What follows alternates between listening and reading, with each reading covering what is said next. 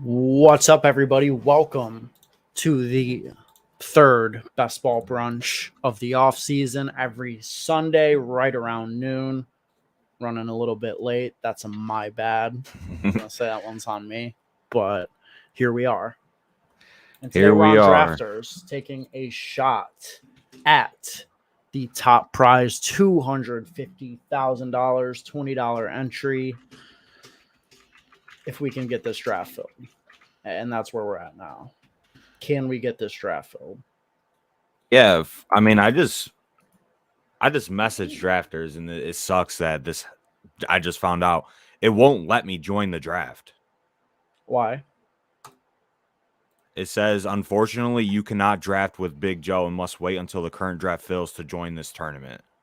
You are Big Joe. I know. I'm confused.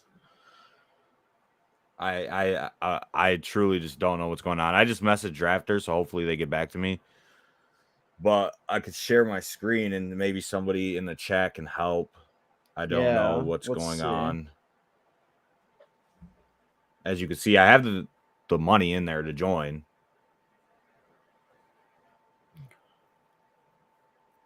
This is a tough scene. I think it means that you're in. What? It's got to mean that you're in, right? Because if it's saying you're in the draft, then... Am I in?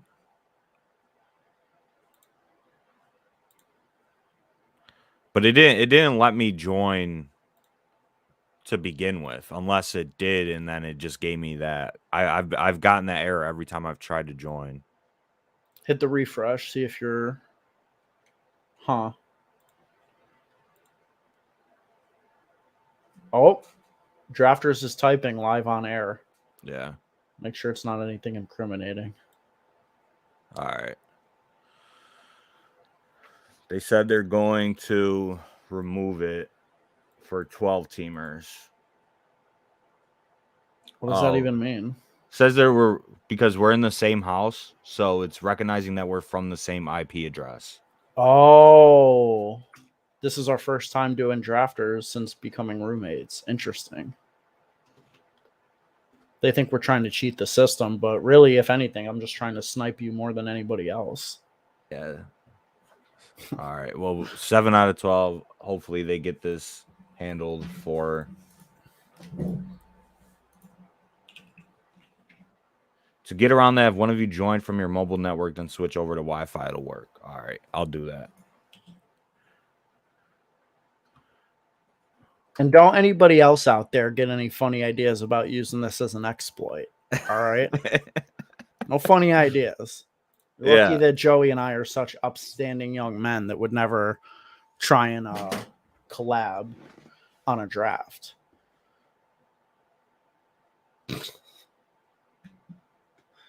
Let's see if we can hop on Twitter and get some people in here.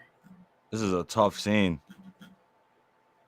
I'm gonna have to see, this is the thing, man. I love drafters. I love the platform. I love this tournament. I love the format, total points instead of playoffs. It's just fun. But can't get in a goddamn draft, have to jump through hoops. I mean, Nah, I mean it makes sense from a collusion standpoint why they would have that, but yeah, just a unfortunate scene that that happened. But I'm in now, so where are we at? 8? We need 4 more. So if you're watching and you're not already in, make sure you join. But you know, we got probably 5 to 10 minutes to kill. So how's your day going so far? Good. You know, chilling. I wish that I had known that we would have had this extra time. I would have got some coffee. Just got this water, no caffeine. You don't need coffee, man. I do. I need it to function. It's like I'm going to draft a terrible team right now without any caffeine in my blood. Probably going to take Brady in the first. I don't know. My brain's not there. Water's the only drink that you need in this world. I could think of like 3 others. Water, coffee, tequila. That's 3 off the top. Got this cool ass tequila shirt. It's fucking huge, but let's All right. see. Where are we at? I mean, how's your day going? What you been up to? Just been chilling, waiting for my co-host to be ready because he's Mm-hmm. never ready on Mm-hmm. time. Mm-hmm. So Right. there's that, and Checks out. yeah, but four left, 250K to first for drafters, and I mean you're the drafters champion, so you're gonna I have to am. walk us through the strategies that you implement on a site like drafters, which is Mm-hmm. full PPR, which is just week 17 or 17 weeks, total points, best team wins all the money. You came in first in one of their contests last year. For anybody watching this on replay, he is a best ball champion. It's So facts. does have some credibility in these best ball streets. And if you're watching this on replay, make sure you subscribe to the channel Yeah. down below. Like the stream, helps us out a ton. So yeah, you're just gonna have to walk us through your strategy and how you view these drafts while we draft. And we're That'll be the about to plan. Oh yeah, it's filling up. Oh. draft starting. Oh. Okay. All right, we're in here. Dang. I see a lot of familiar faces in here. Got Chess Liam, the great, the champion of Best Ball Mania 2. Had a talk with him on one of our recent podcast episodes you can check out. Also got, FF Oracle. He's a good Twitter personality in terms of the Best Ball streets. We got Zach, Quasi, Houston, a bunch of members in our Discord. This is gonna be a sharp one. Yep. This ain't gonna be like Spike Week DraftKings. logo. Yep, Spike Week logo. I know this dude. I can never Zach's in our pronounce his name. Oh, but Omar. Yeah. He's got 77. This dude's a hardcore drafters guy. Like he maxes everything. Yeah. Vegas too. Zach's in our Discord. Yeah, this is gonna be a sharp draft. 101. Look at you. You're the only one who is on your first. Yeah. Everybody else is multi-drafted. I'm only at 7. I'm behind you. I think a lot of these guys are. I mean, I know like Kwasi can't play on Underdog because he's based in Canada. So some people, this is all they've got. It's rare for us to be based in New York and actually be blessed with options when it comes to betting. Usually for us, it's like bottom tier options. But at least best ball we have. That's just the way the world is going now. Sooner than later, betting is going to be legalized in a majority of states, and that's just a simple fact. Everybody loves to gamble or bet or whatever, even if it's for small amounts of money. So, but I have the 109. I think that's one of the worst picks to have in best ball. Thanks, drafters. Mm-hmm. JT, Cooper Kupp, pretty standard. I think we see CMC go. Yep. Mm-hmm. So what's your strategy in the early rounds of a tournament like this? Like, are you focused on more like trying to build stacks out? Are you focused on like trying to correlate? Because I know like playoff correlation doesn't matter at all on drafters, right? Like you don't have to correlate playoff weeks. You just need the players who are going to score the highest amount of points per week. Mm-hmm. So what's your strategy in the early rounds? I mean, it seems pretty basic, but just, going after players who can score the most points at their position. I would love if Jamar Chase fell to me here. I think that he could finish as the wide receiver 1. I think that you don't even consider playoff correlations. Yeah. In this format, it just makes no sense. And you're like, as we talked about on Underdog, you can sacrifice ADP value to get playoff correlations and get unique, but there's just no need to do that. Like, you just need to have points at every position. I'm going to start off with Jamar Chase here. I still think you can stack because you want to, hypothetically, Jamar Chase has a top tier season. Joe Burrow's probably having a good season too. So I do think stacking still matters, but you don't have to like go out of your way to get a Bills bring back on a Bengals stack, for example. Diggs, Dalvin. All right, starting off with a running back. I like it. Yeah. So I went Delvin over Derrick Henry and Najee Harris. I just think that, all these guys are very similar. But Dalvin Cook, for me personally, I think he does have a chance to finish as the RB1 overall if he stays healthy. And I think the pass catching upside is there, in one of the more condensed offenses in the NFL with just Justin Jefferson, Thielen, and Dalvin Cook as the main guys there pretty much on offense. And obviously he has big playability, he has touchdown upside. So it's close between him and Derrick Henry, but I lean Dalvin Cook and Najee. I think Najee's a great pick too, but for some reason I'm just so biased against Najee. I don't understand. Can we both agree though that this report that Najee is going to be on the field less is absolute cap? Oh, I mean, who are they going to play over Najee? Benny Snell and Kalen Ballage. They literally didn't add anybody. It's like, bro, stop. Yeah, they have nobody. Eric says, I don't mind the late part of the drafts. Diggs, Adams, Lamb, and Swift are all solid picks in that range. I agree. And I think in full PPR like this format, it's even better because, guys like Swift and Aaron Jones, as you see Joey taking right now, like these guys have even higher ceilings on drafters than they do on underdog. Yep. So that's for sure. I am going to, this is easy for me. Mark Andrews, key contributor to my victory last year. And it's just the type of tight end who can go on a multi-week run of 30+ point games in a total points format. It's so valuable in this format. And the thing that I did differently than a lot of people last year, because Mark Andrews propelled a lot of people to the top, 10, 20 of that tournament and this format of tournament. But, if you double down and take another tight end, a lot of people aren't going to do that. And I don't think it's bad to get a second tight end in the first 12 rounds. Like I had Noah Fant last year who outscored Mark Andrews in the final week. And, I won that tournament by less than a point. So that was absolutely a factor that everybody was getting Mark Andrews points, but Noah Fant scoring like 2 more points was a huge swing.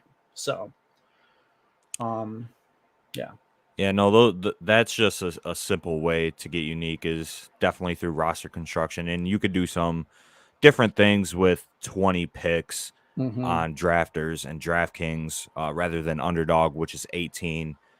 But personally, I physically cannot just draft a tight end in the top 2 rounds. Like I am 100% fine just taking my shot on 3 or 4 guys on DraftKings and drafters late and just hoping that, they get me a touchdown or 7 to 8 points every single week, just because I think the opportunity cost is so high in the early rounds. And I know getting a premium tight end is probably plus EV. It's just personally, I can't do it.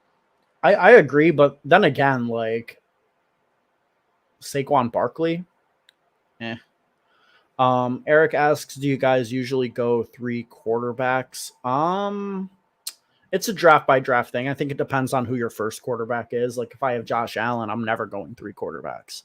But to me, I think the teardrop is right around like Jalen Hurts ish, maybe Russell Wilson if he's in that tier for you. But like once you get into the Brady, Dak, Carr, Stafford range, I think that you're taking 3, especially on drafters, because you just need to have a bunch of spike weeks throughout the year at that position.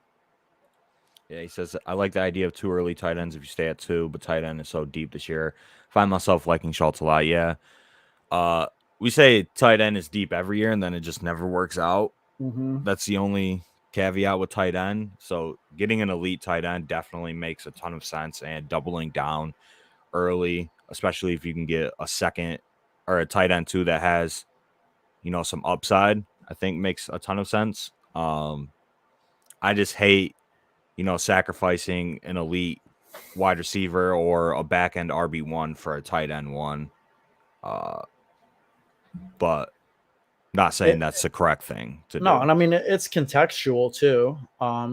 Waddle, solid pick as your wide receiver 1, but like I don't think Mark Andrews is any less safe than Barkley. Like I think Barkley busts more often than Mark Andrews does throughout the course of the year. I think you could say the same about, Alvin Kamara with his suspension up in the air. I don't know. A lot of these guys I think are pretty risky compared to Mark Andrews. Yeah, I mean, which is okay. It's okay to embrace risk. Mark Andrews is definitely going to dominate targets for sure. Yeah, and, especially post Hollywood Brown. It's just like, there's really nobody else there to compete for targets and opportunity besides like Bateman. Mm-hmm. So Mark Andrews should he? I mean, he's a good pick. I just personally cannot. I can't draft a tight end. That's very on brand for you. Yeah. Let's see what Kwasi does here. Let's see what he does here.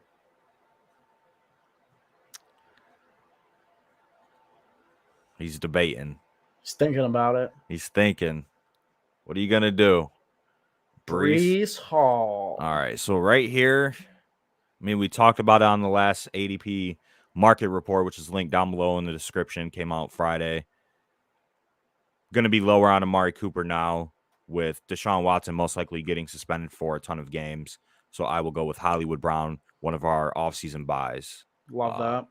Which you can also find in our podcast feed. Yeah, like I love that for you, but I don't because I was hoping he would fall to me. So,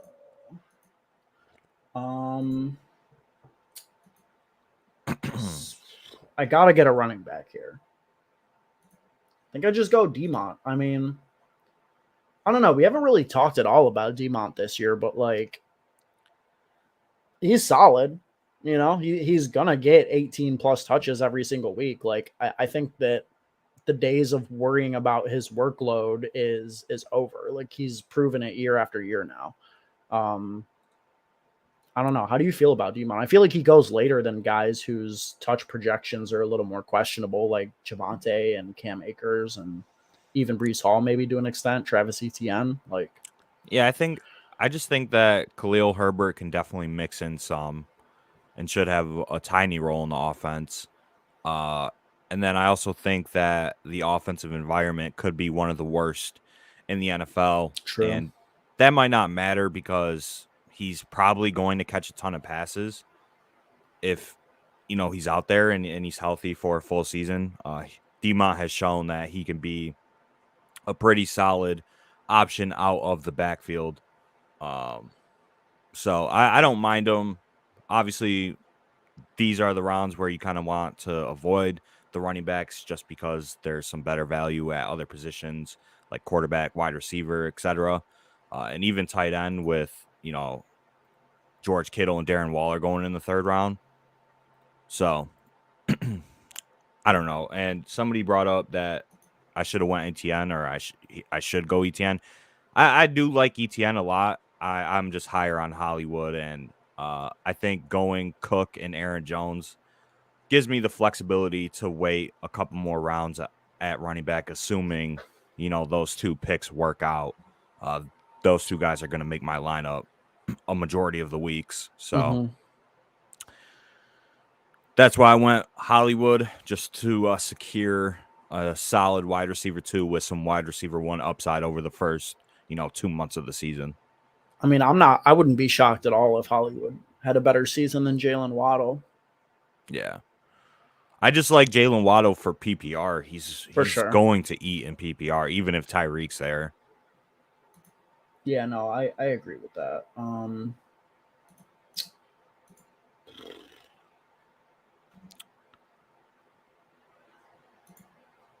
You got some options at wide receiver here. Yeah, I mean, I think I just got to fire one at Chris Godwin here. It's the highest upside pick available. I like that. I mean, it's tough. I wanted to go Lamar Jackson there, especially to correlate with Mark Andrews. But with the Bengals double stack and more of their, success correlated with Joe Burrow, then I think, is the same for the Ravens passing attack, because so much of Lamar can get there on his own. It's like, I think I would rather wait around and try and get Joe Burrow on the comeback here. Yeah. And I went Darnell Mooney a little bit above ADP.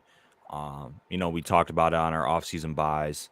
he quietly had like the 5th or 6th most targets in the NFL last year, going into his second year with Justin Fields, who should improve, and there's no competition for targets. Mm-hmm. So Darnell Mooney, I think, is a smash.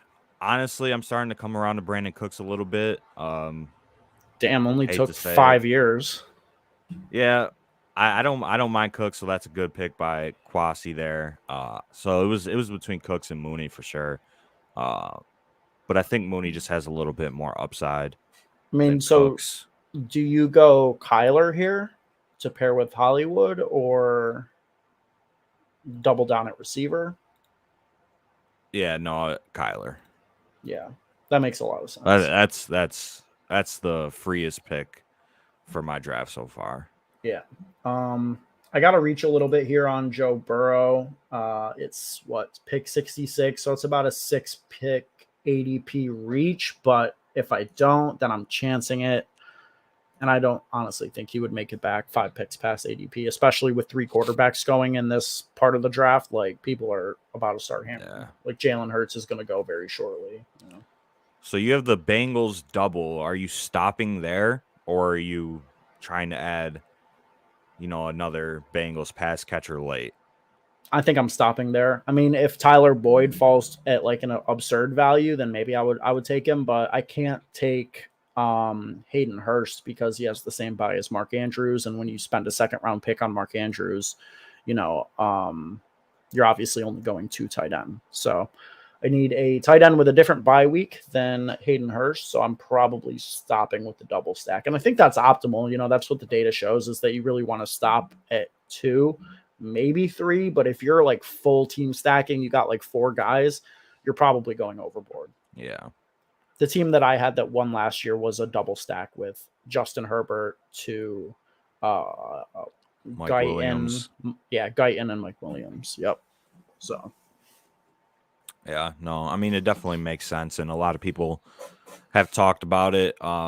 Just because when you're getting past more than 2 or 3 guys, like, not everybody's going to get there, and a lot of them are just cannibalizing each other. So I will say on drafters, I think there's more opportunity to do so, because like the theory on underdog is that they can't all go off in the playoff weeks, but over the course of the season, if the entirety of the offense is overperforming like drastically, then maybe it does make sense. But I think that would have to be a cheaper stack. Like, I think if you like took a bunch of Lions late and Jared Goff, that would be okay. Like, if you get Hawk, Jameson, Chark, and Jared Goff, and then the Lions have like a top 10 offense. They don't have to have the best offense in the league, but they would all outperform ADP at that point. Yeah. So I think that that's okay, but it's definitely like relative to cost. I just spent 3 of my first 6 picks on the Bengals. Like, they need to do a lot to even pay that off. Yeah. I mean, I think right here for your team, I think you probably go, I don't know. I would go like Pollard or Renfro. Yeah, it's either that's exactly what I was going to say. It's either Pollard or Renfro. I think I'll take Renfro in full PPR. I think he's a much better pick on drafters than he is on underdog, and they just gave him a bag. Like, obviously he's still part of the plan, Devontae Adams, Darren Waller there, but he's number 3. So yeah. And I go D-Hop, so I have the Kyler, D-Hop, Hollywood double stack. I like that. Obviously no D-Hop for the first 6 weeks, so I got to make up for that. But it's fine. It's fine. I think that's still one of the higher upside double stacks in the NFL this year, and you can get it, I don't know, pretty cheap in my opinion. I drafted Hollywood in the 4th, Kyler in the 6th, and D-Hop in the 7th. Lockett, right Gage. Here, I mean, easy pick. Fuck.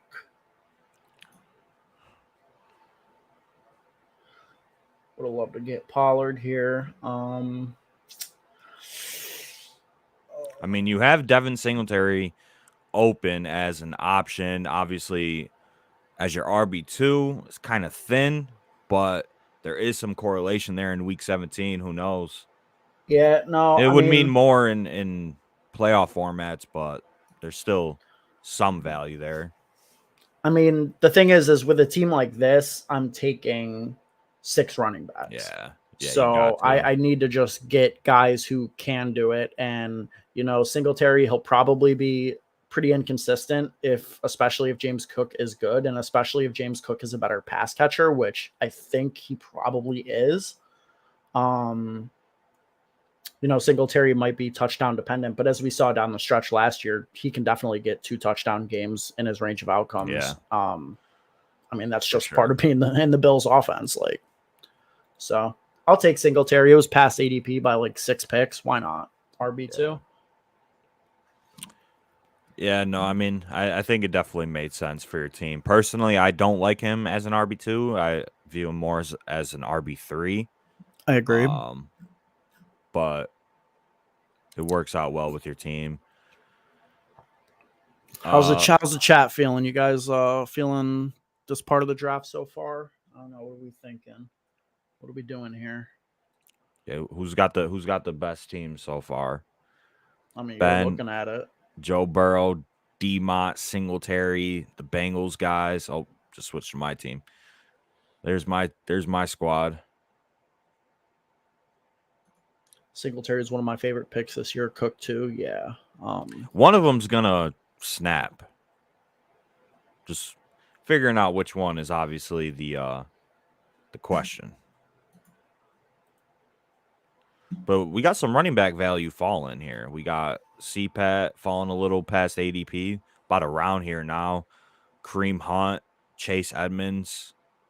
And these are all guys that I think are better on drafters than underdog. You know, Cordero Patterson, Chase Edmonds especially. He should be the best pass catching running back on that team. I mean, they have a lot of guys there who are probably going to split early down work, but Raheem Mostert, Sony Michel, they're not taking touches away from Chase in the passing game. They gave Chase the most money.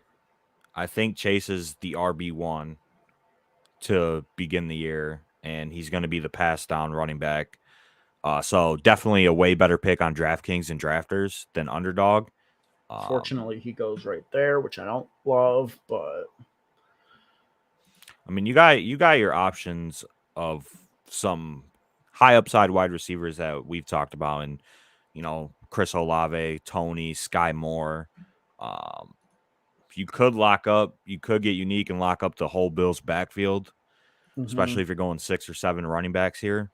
So you got a couple ways you can go, or you can go Knox and just get the RB tight end stack. And no, I think I'm gonna go. I'm so high on Olave. Some of that is my skepticism around MT coming back and being what he was, but I don't know, man. I'll take Olave in the 9th round. I think that he could be the best rookie wide receiver this season. Yeah, and I'll take Tony. That's your boy. That's my boy. Setting yourself up for a late Daniel Jones stack. Yeah, I mean, we talked about it a bunch. I'm just so high on the Giants this year, and it's probably going to backfire. So we'll see what happens with that. But I just think that with the coaching upgrade and everybody's healthy now, if they could just stay healthy through training camp and the preseason, they're going to go into week 1 with Saquon, Kenny Golladay, Kadarius Toney, Sterling Shepard if he's ready, an improved offensive line, an improved offensive scheme and coaching staff. I don't know. I think this is the year to be in on the Giants, especially at cost. You didn't even mention Godius. He doesn't exist. Yeah. It's kind of crazy. He's ran more routes than any other Giants receiver over the last 2 years. Slayton is a very good long shot pick in these 20 round formats, I will say. I agree. And I'll take James Cook out of value here. It's a solid pick. I'll take him. He just fell 10 picks. Yeah. So I'll take James Cook there. Zach says he likes Kenneth Walker. Yeah, I honestly like Kenneth Walker as well. It's just because I mean, Rashad Penny's going after him, so everybody's kind of down on Penny, right? Mm-hmm. Uh, They but go I they go similar. but I think just Walker has the upside to just have the complete workload if Penny were to ever go down.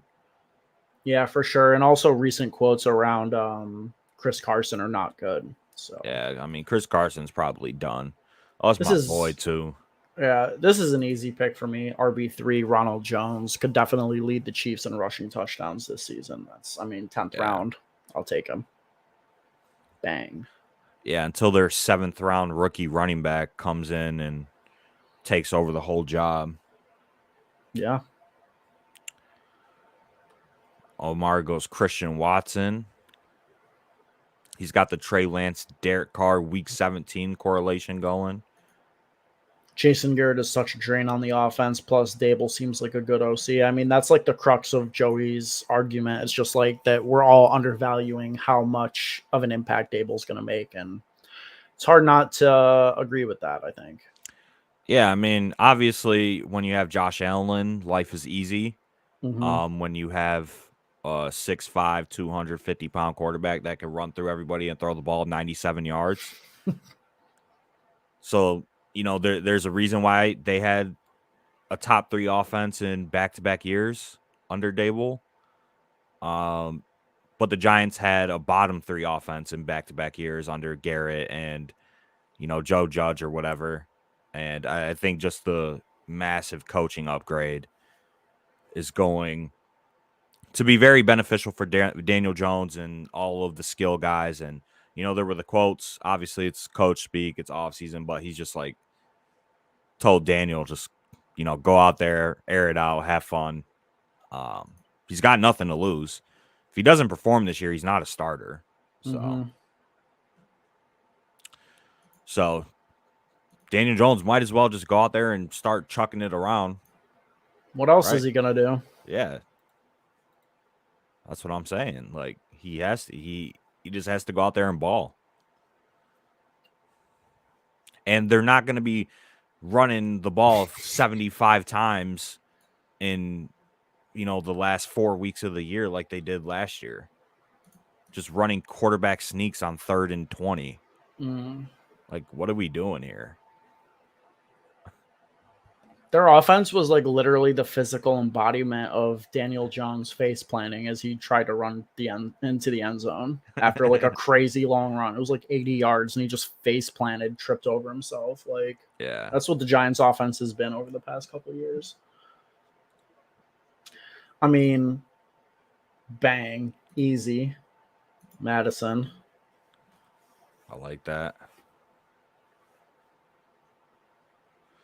All right, there's some ways I could go here, and I'm not too sure on what would be optimal. So I could go Gallup here, but I will not have him for the start of the season, as well as DeAndre Hopkins. So it's probably not good to do that. I could go Fields to pair with Mooney, which I think I might do, just for the rushing upside and, double down on quarterback. Get Fields there. So I have a Fields to Mooney stack. I have the Kyler to D-Hop and Hollywood Brown stack. Done at quarterback, even with 2. And, if I can snag one of these tight ends like Gesicki, Freiermuth, or Komet, I think that be pretty fantastic as well. So let's see. yeah, which you one falls. definitely do need a tight end here, I think. Yeah. There's nothing like double stacking one of the worst offenses in the NFL, right? Yeah, I mean, you thinking Komet?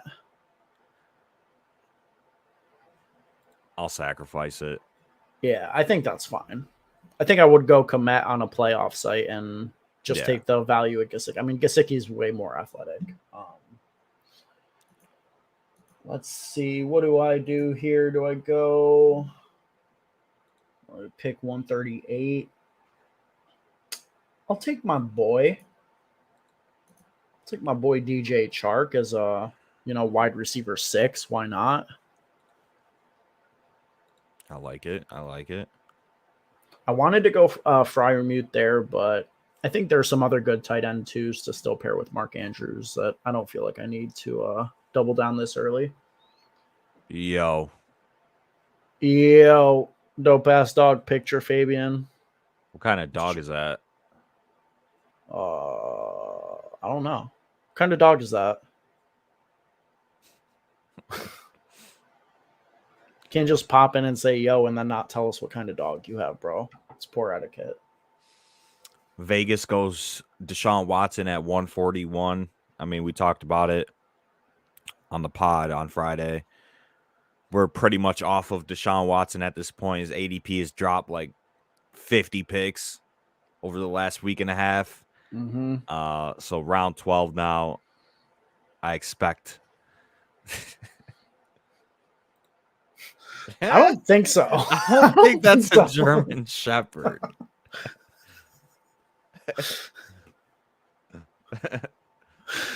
Yeah, I mean, is that tweet that we saw fake from Deshaun Watson? There was a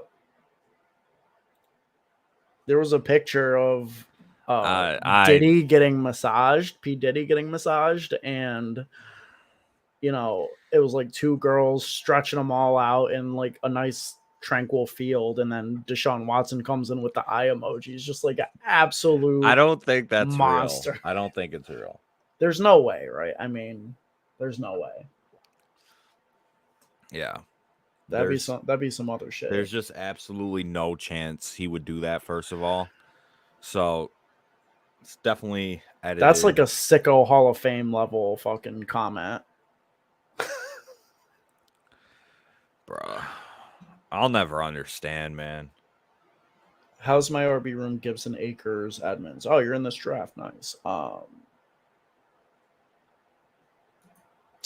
What? That's his team. He doesn't have Edmonds. Oh. He has Barkley. Oh, I think Akers, Gibson. Yeah, I don't know what the hell he's talking about, to be honest.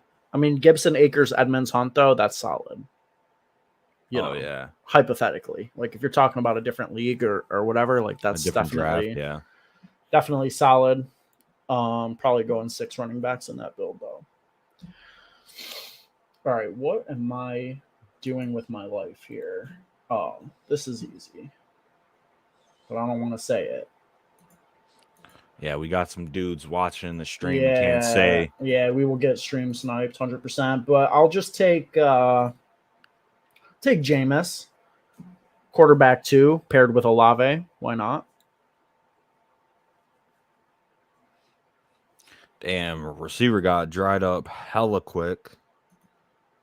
Yeah. Wait, so I'll wait till you make your pick to ask you this, but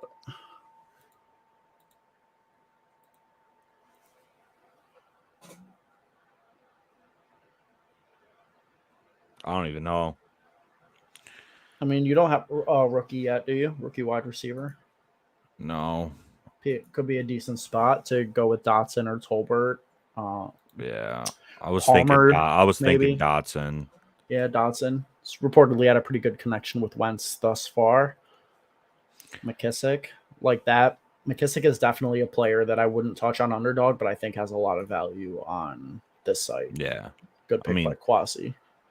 JD McKissick. Dubs. Yeah, classic Jameis Winston moment. One of many eating dubs. I love Jameis. McKissick is just that classic running back that like nobody wants, but he's going to catch a fuck ton of passes, and he's always going to be out there on passing downs. Mm-hmm. And he's going to score points. Always going to be siphoning up just enough value from Antonio Gibson to piss us all off. Yep. Just enough. He's undervalued every single year. And he'll give you weeks where he goes for, 15 to 20 points. Oh yeah. Like he's a guy that can make your lineup, 8 to 9 weeks of this 17 game season. And he goes in the 15th round. So yeah, I mean last year he only played Yeah, he got 11 hurt. games, and he still had 20, 16.9, 19, 17.3, 22.6. I mean, shit, that's like 15 plus in almost half his games, like 45% of his games. I'll take the 5th highest paid tight end in the NFL. Yeah, you're kind of chopped. I really wanted that. So, I mean, shout out to, I mean, that right there is some proof that we aren't colluding for drafters out there. Maybe they could get that taken care of.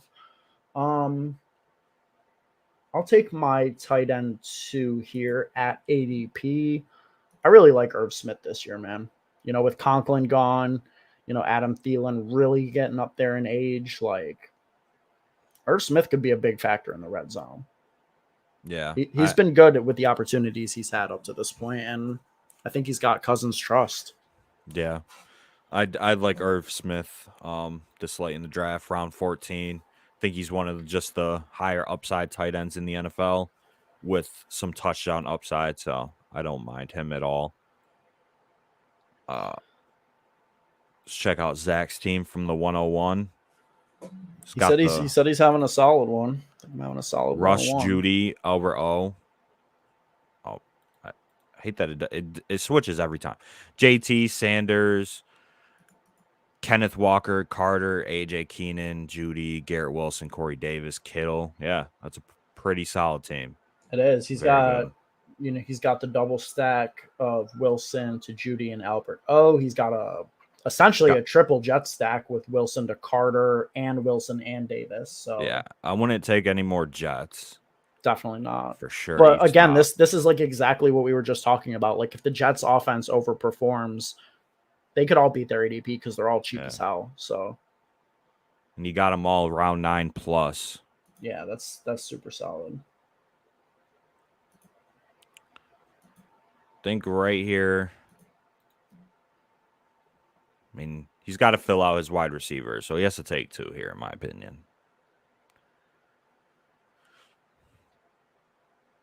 I wish you could just like drafters, listen, if you're out there listening, this would be a great function to add to the site. If like you could just X out a position. Like I want to click a button right now that takes all tight ends out of the pool for me.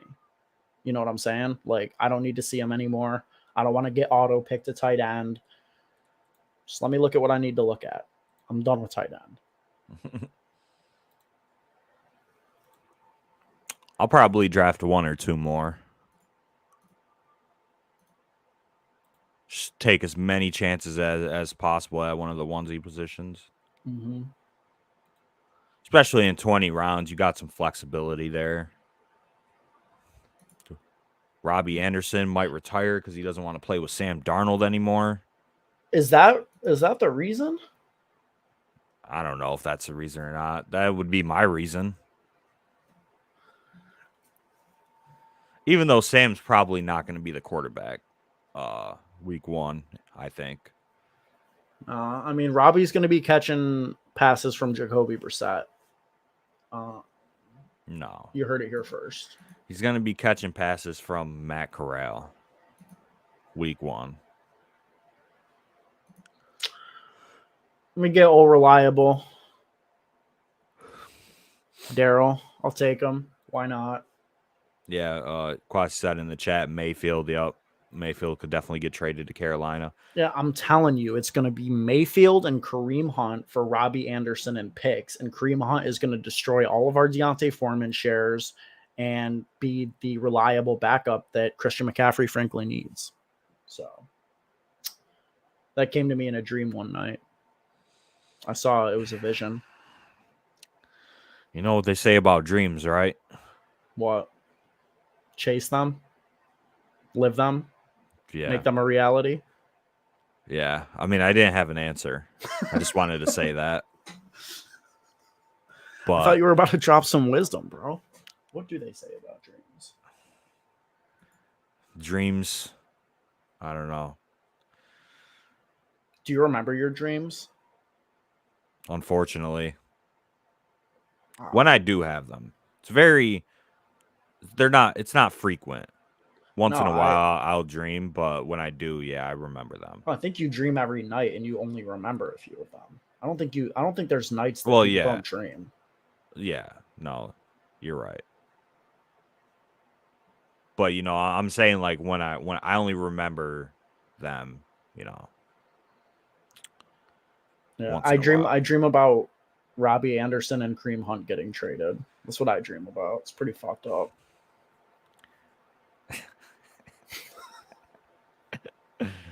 I can confirm that I do not dream about football. No, Maybe I don't want it bad enough.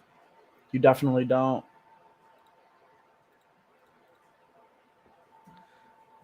Maybe I don't want it bad enough. Is it bad that I'm not dreaming about football?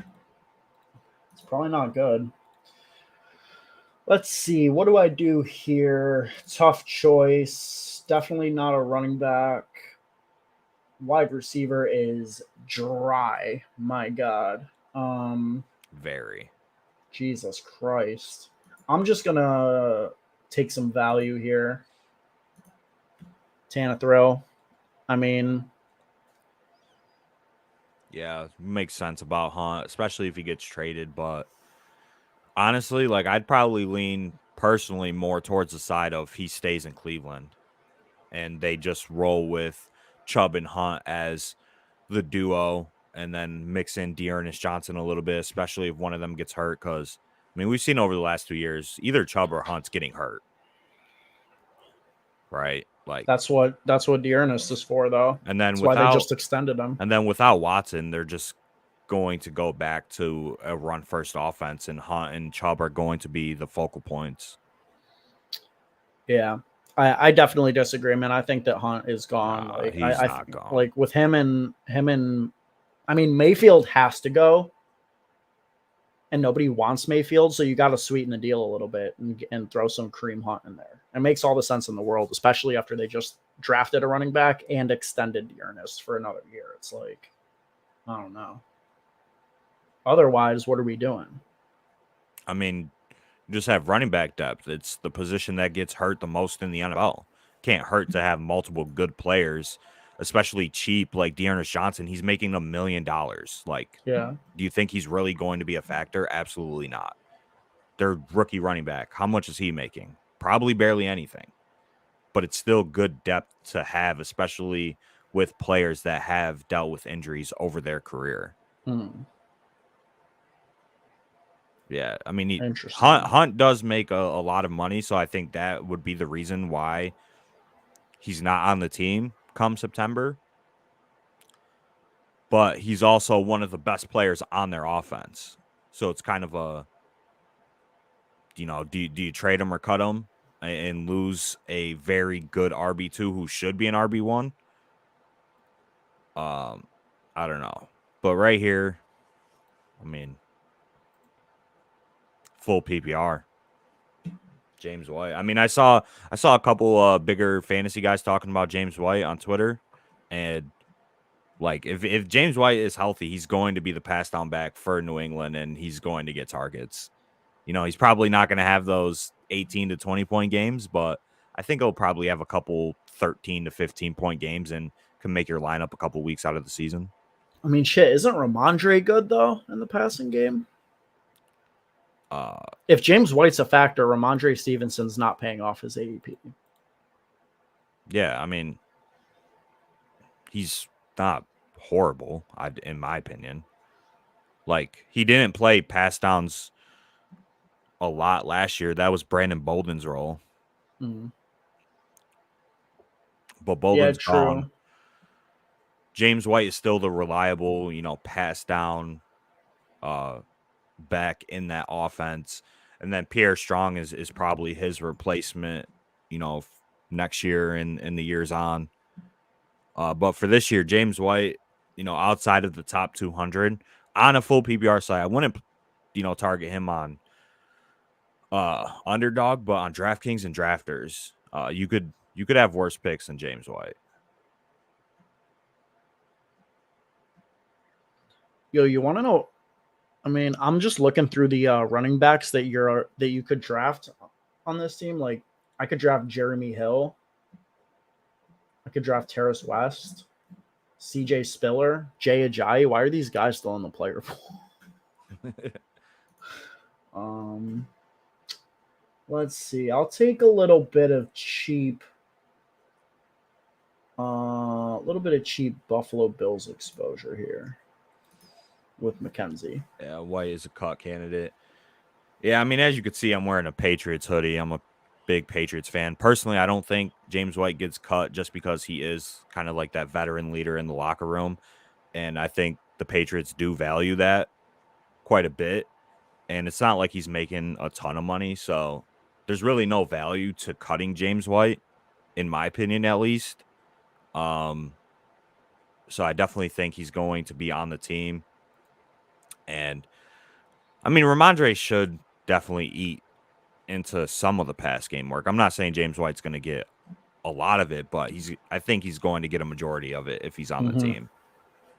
And if they wanted to cut James White, like there would have been no better time to cut James White than, right after the season ended, before free agency. True.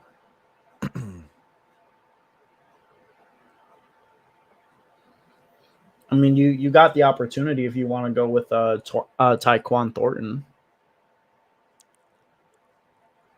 I mean, I don't hate him in these drafts with 20 rounds, but I'm not taking them. I'm fine with just Kendrick Bourne, James White as my only Patriots.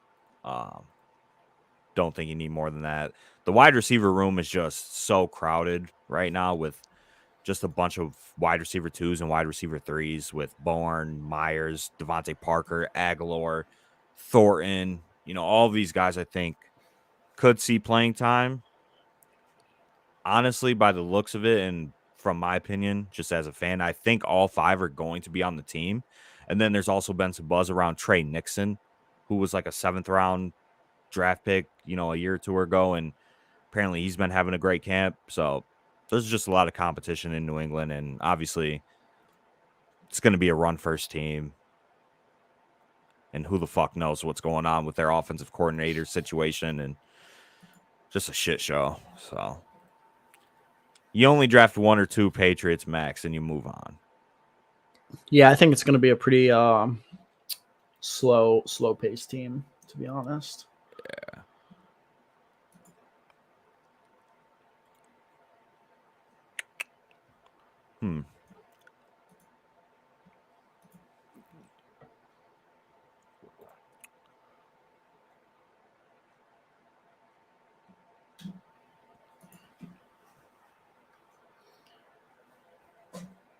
Oh, shit.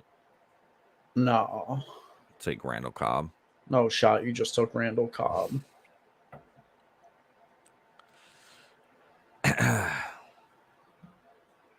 Randall Cobb for the win.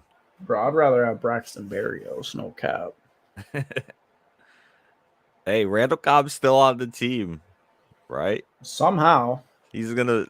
We've been talking about who needs to catch passes in Green Bay. Mm-hmm. It's going to be Lazard, Sammy Watkins, and Randall Cobb, and Amari Rodgers. That's so nasty, dude. That was gross. Hey, who has the best connection with Rodgers on that team, though? Cobb and Lazard. Aaron Jones. Aaron Jones. As a 19th round flyer, I mean, yeah. It's probably not going to work out, but you could do worse. You could do worse. Did Velus Jones get drafted? I believe he did, sir. What player should I take, chat? Velus Jones. Yep, went in the 18th. Yeah. All right, chat. Make Joey's last pick. I mean, you got Godius. Or Justin. Got Justin Ross, who, by the way, like, I've noticed that about this in particular. Like, he doesn't get drafted on drafters for some reason. It doesn't. Yeah, he gets drafted a ton on Underdog. He does. Like, his ADP is way higher than 230s. I think that I am gonna go with Quez Watkins here, who's had a pretty good camp and actually figures to be like the main slot receiver in Philly. So, all right, we're winded down. 6 picks left.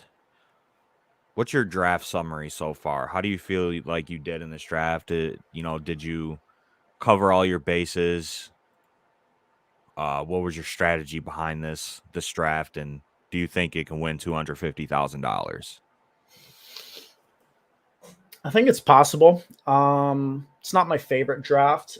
God, it's been hard being so focused on underdog, and like my brain has been so like focused on like these correlations that we've been talking about, and figuring out points in the draft that you want to reach on guys to get unique. Like my brain has been all about that for the last like week and a half, just drafting. So it's been a little while since I went over to drafters. It's refreshing. I enjoy the platform. I think it's a pretty solid team, well constructed team that I put together.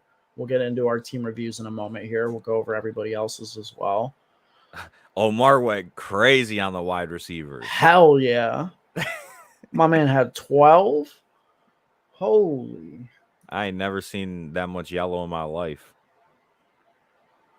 That's an interesting build, though. That's an interesting build. Super interesting. Last pick of the draft from Zach. Mariota. Let's start off with Omar's team, because I've never seen anything like that. It's pretty interesting. I mean, shit, that you want to get unique. Kelsey and Waller is the way to do it. Bully tight end. Kelsey and Waller, stacked Waller with Carr. Trey Lance naked, which is okay. Yeah, which is fine. Saquon, Cam Akers, Gibson, CEH. So went, running back heavy early, only took 4, then just took a ton of shots on, some guys that are boom or bust, right? Yeah, I don't know if his wide receiver core has the ceiling to propel this team up. Especially because some of the running backs are guys that I view as a little bit shaky. Like I don't trust Gibson and CEH and even Barkley to be like super reliable. I mean, this is a team that's super fragile, and if it hits, it smashes. But yeah, God, I mean, the receiving core is tough. Burks, Watson, Moore, Parker, Will Fuller, like. Well, he just needs the rookies to work out. Obviously, Treylon Burks is in a position to have a ton of opportunity year one right out of the gate, and could be that AJ Brown light. Christian Watson, same thing. High draft capital, ton of opportunity there without Devontae Adams, so that could work out. Devontae Parker, I think, honestly, is probably like the wide receiver 1 for the Patriots. Him and Bourne, in my opinion, it would be Parker, Bourne, and Myers. Mm-hmm. And he'd be like the kind of like the X receiver, like the outside receiver. So I don't mind Parker, and then Fuller, obviously you need him to work out. But other than that, yeah, it's very boom or bust. Very, very low floor at wide receiver. Super unique. I bet nobody else has a team like this, though. Super, super unique. And, he's kind of banking on, like, his flex can get filled in by Waller or Kelsey every week. So he really just needs 3 out of 12 wide receivers to have good weeks every week. So that's a very unique build. Yeah, no and doubt about when it. you're 150, you have to get unique, right? You have to implement some different draft strategies and just yeah. Eric says he likes Omar's strategy, but I'd have different player selections. I definitely agree with that. Yeah, but I do like it. Like instead of Rondale Moore, I would have went with like Williams or Gallup or something. Yeah, for sure. And then like, I mean, who else? David Bell. I mean, at this point, wide receiver just got killed, so he didn't really have that much. All right. This is your team. How do you feel like you did? I feel like I did well. Eric pointed out in the chat that, it's a big bet on Burrow and they could pass a lot more. And that's kind of the whole crux of this team, is that we're hoping that the progress with Joe Burrow doesn't stop and he continues to evolve. I would have liked 6 running backs here. And I don't know if I should have not gone Tannehill or if I should have, stopped at 9 receivers instead of 10 to grab a 6th running back. I'm not sure, but I don't know. This team does have upside, I think. Running back is definitely the weakness. I feel really good about receiver. I love guys like Olave and Chark as your 5-6. Terrace Marshall going late, I think, is a great value right now, especially with all this Robbie Anderson doubt. Like, he would pretty realistically be the third option behind CMC and DJ Moore. I like the team. Mark Andrews, obviously, tight end is taken care of. I guess it should have probably been another running back instead of Tannehill. I'm not sure, but that seems like the one weak spot in my opinion. Yeah, I definitely think that your running backs are a little weaker. Wide receivers are obviously pretty solid. Quarterback, tight ends, you're pretty solid everywhere else. And yeah, I would have went 6 RBs on a build like this and just left it at Burrow and Winston and hope that gets you there. But overall, solid team. Got your stacks. Can't complain. Dalvin Cook tears his ACL. This team is worth $250,000. Well, hopefully he doesn't tear his ACL. Because on Joey's team, started off with Cook and Jones. I like that. Yeah. So, yeah, my strategy really is just to, secure the 2 running backs early, or try to at least, depending on how the draft falls. Cook, Aaron Jones, obviously got some correlation there within the division too. Both pass catching running backs, full PPR say. I think that makes a ton of sense. And then I waited just because I have those 2 positions locked up. And then, in my opinion, I got 2 of the higher upside picks in best ball, and Tony Pollard and James Cook at the running back position. So I like that a ton. I like my top 5 or so at wide receiver, and I love my quarterbacks with Kyler and Justin Fields. 2 quarterbacks that, like, if they hit the top of their range, they could rush for 1,000 yards and like 10 touchdowns in a season, right? And there's only like 3 or 4 quarterbacks that can do that in the NFL, and I have 2 of them. Mm-hmm.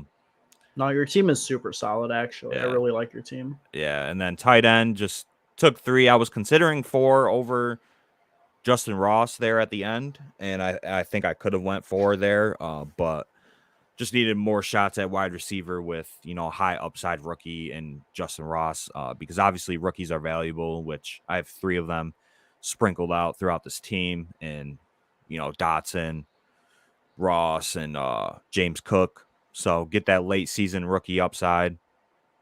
I think I have a pretty solid team here. You do, and you definitely have a good balance of guys that could produce early, and guys like Cobb and say Kendrick Bourne, I think, could produce early to help you like mitigate the loss of DeAndre Hopkins to start the season. So yeah, I definitely like it. What do we got in the chat? It says, I like Joey's build, but I'm not high on Dalvin due to age. If he hits, you have a great team. Yeah, I mean, how old is Dalvin? Like 28, 27? Can't be that old. I think he's like 26 or 27. Yeah, I mean, we talked about it at the top, 26. But we looked at it, or we talked about it at the top. I just prefer Dalvin to like Derrick Henry. And I mean, it's close between him. It's kind of a coin flip, but Dalvin Cook would definitely be in my top 5 running backs. I just think that the upside is extremely high, and he has RB1 overall in his range of outcomes if he stays healthy, and that's obviously been the problem with him, is he hasn't been able to. But he's got that nice new number change, and he's about to snap. Facts. He even said it. He said you about to see a different person this year. So different person, different jersey number. Yeah. It's all in the range. Let's take a look at the 101 team here from Zach, who accidentally drafted Marcus Mariota. That's unfortunate. That's truly unfortunate. But at least you got him 34 picks past ADP. Yeah, it's a value. It is a value. It is a value. You can't go wrong with getting players way past ADP. So, looking at this team, my main critique is that you definitely didn't need 3 tight ends, but I also see here that you botched the buys low key with your first 2. So I see why you went there. With Kittle and Albert O both having the week 9 bye, I guess it makes sense to go Austin Hooper there. It's just hard. Like when you invest a top 50 pick and a tight end, I think you really want to be pretty strictly a 2 tight end build, but not bad. I think you could have used another receiver instead of spending that pick on Austin Hooper, but overall it's a super solid team. We talked about it a little bit during the draft itself, but the Russ double stack and the Wilson triple stack is pretty solid without a doubt. Yeah, I mean, obviously, I think this should have been like a 2-5-10-2 build with Mariota, Ingram, and Hooper not getting drafted, and you throw that into your wide receiver position and try and get some depth there. But overall, I think you have upside. I think you have a solid floor, obviously with JT and AJ and Keenan and Judy and Russ. So it's a very, very solid team. Yeah, can't be mad at a Broncos stack with Jonathan Taylor. Like, yeah, looks good to me.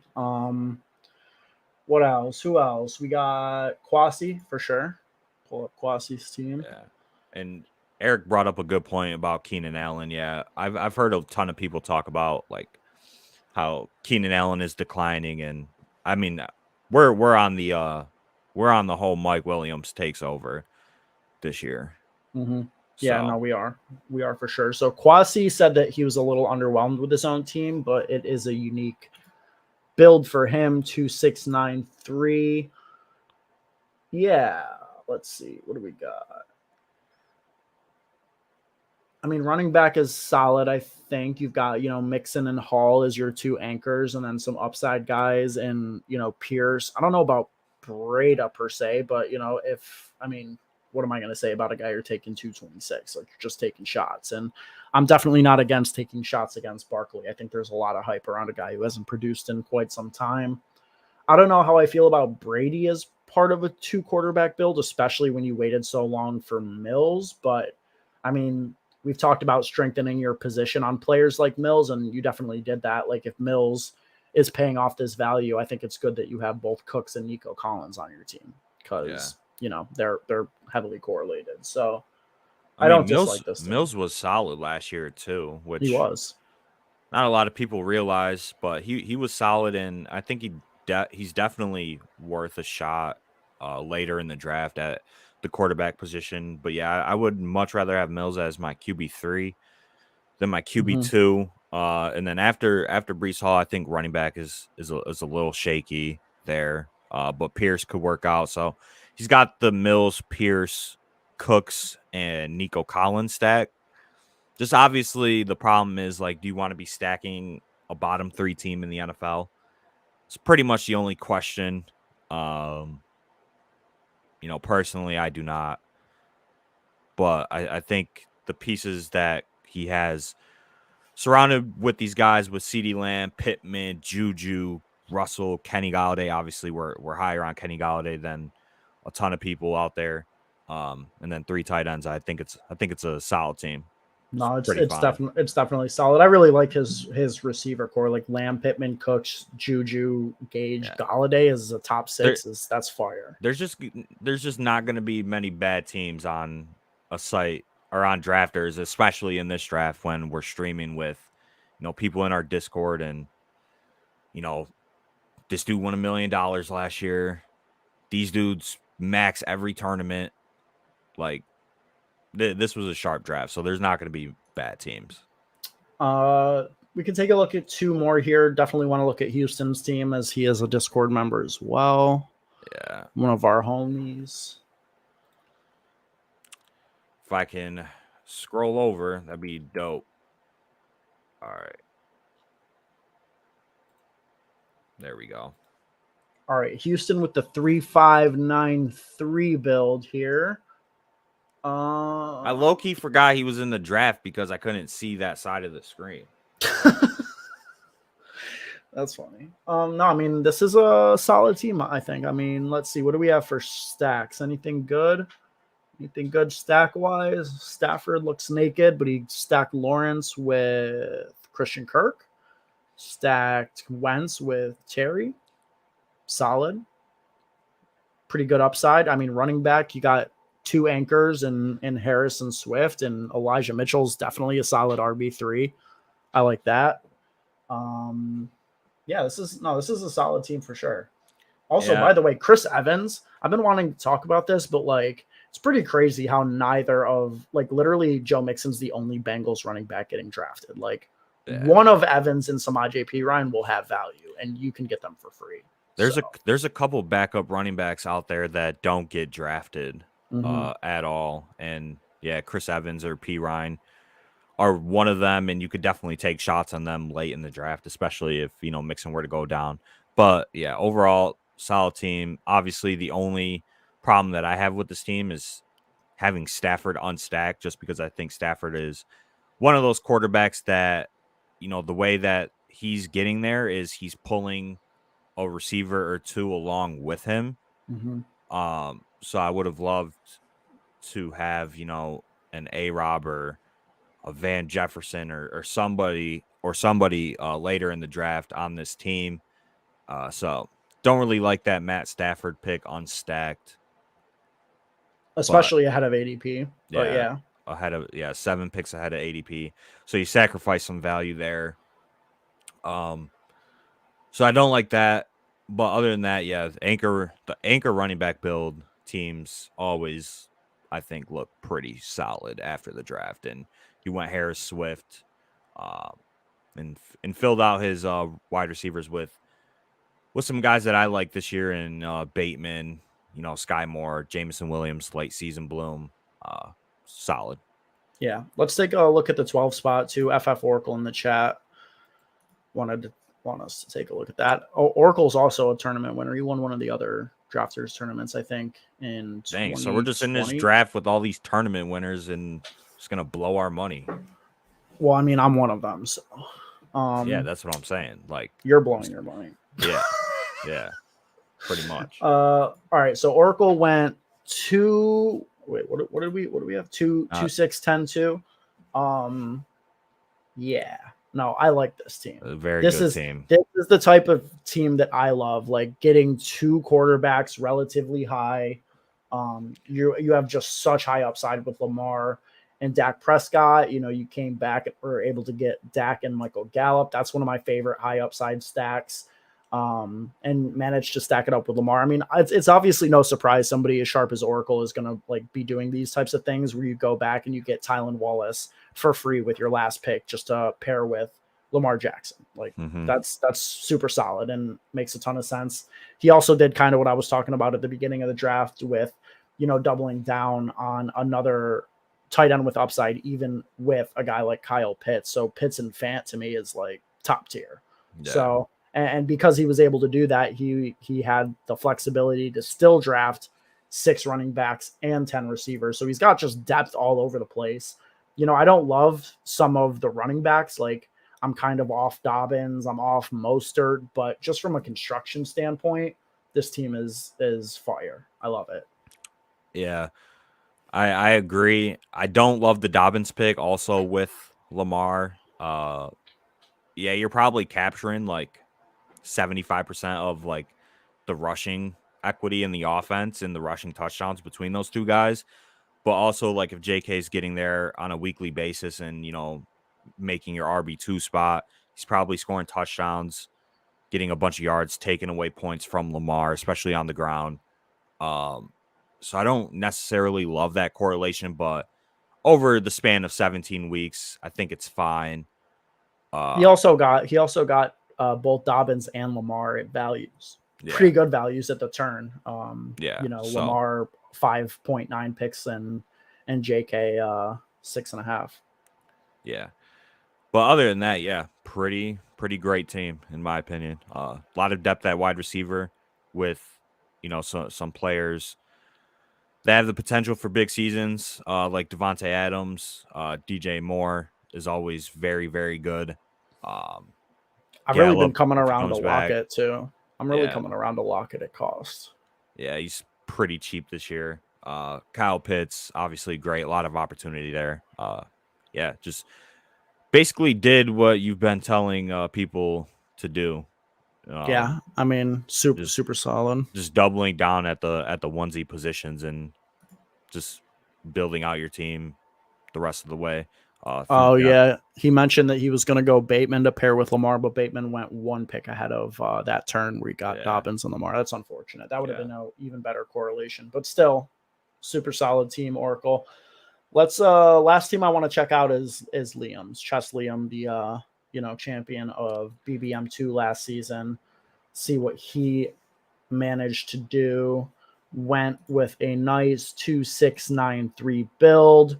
Josh Allen, Steph Diggs, Dawson Knox, super solid triple stack. Matt Ryan, not seeing it. Yep, he got Alec Pierce and Paris Campbell late. I like that. Naheem Hines as well for Indy. Yeah, I mean, it's just the running backs. You know? I don't love the running backs with Josh Jacobs. I think that's just going to be a timeshare. Ramondre Stevenson's in a timeshare as well. Naheem Hines is obviously behind the best running back in the league. But full PPR side, I think Hines does have a little bit of value. Yeah. Just a lot of running backs in timeshares, in my opinion. There's no clear workhorse. So I don't love that, but I think there is some upside here if things do break Liam's way for this team with Etienne and Stevenson and, Hines and whatnot. But other than that, obviously Josh Allen, Diggs, and Dawson Knox is probably a top 3 stack. Yeah, I mean, the other critique I would have is like you don't need Cameron Brate when you have Schultz and Knox. You know what I mean? Like that's a solid ass 1-2 at tight end. But then again, I've said this plenty of times. In 20 rounds, I think it's fine. If you have a elite tight end, which I don't think Schultz is, but he finished top 5 last year. I think drafting a late tight end 3 is absolutely fine in 20 round drafts. I don't think it decreases your value on your team. I don't think it's a bad pick.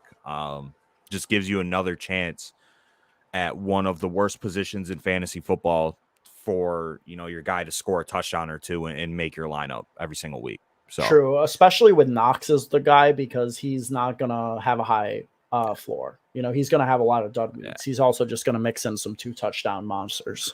Yes. And Brate can obviously, get there too if Gronk decides I don't want to play actually. So I don't hate that pick at all. I've always been a proponent. You could take quarterback 3s and tight end 3s in these 20 round drafts just because you get the flexibility of having those 2 extra picks compared to underdog. Obviously, if this is underdog, he knows that he goes 2 tight ends there. Of course. But on drafters, it's totally fine. And I think it was a pretty good pick. Yep. Definitely solid teams all around. This is one of the sharpest draft rooms that we've been in. Definitely the sharpest one we've done on stream. So, I mean, shout out to everybody who tuned in. Thank you guys for joining the draft. Thanks for, commenting, all good stuff. Appreciate everybody who tuned in. We'll obviously be back every Sunday around this time. Just, best ball, brunch, some coffee, some teams, taking shots at massive prizes. What better way to spend God's day? Am I right? Yep. Absolutely.